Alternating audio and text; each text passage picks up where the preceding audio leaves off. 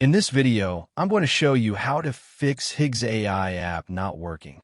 First, to resolve this issue, we will first head over to our device settings. From here, scroll down and tap on General.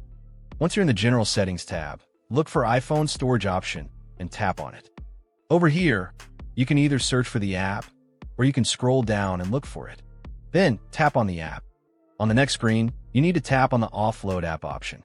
A confirmation pop-up will come up. Now tap on the Offload app option here. It'll take a bit for processing, and then a reinstall button will show up. Simply tap on it to reinstall the app. This should resolve the issue, but if it doesn't, then you need to check if the app is running an older version. Head over to App Store. From here, double tap on this search icon in the bottom right corner, and then search for the app.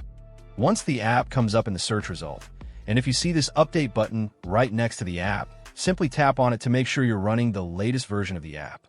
However, if you continue to encounter this issue, then you will need to completely reinstall the app, which usually resolves the problem. Head over to this screen the way we did before. And over here, tap on the Delete App option here to uninstall the app from your device. A confirmation pop-up will come up. Now tap on the Delete option here.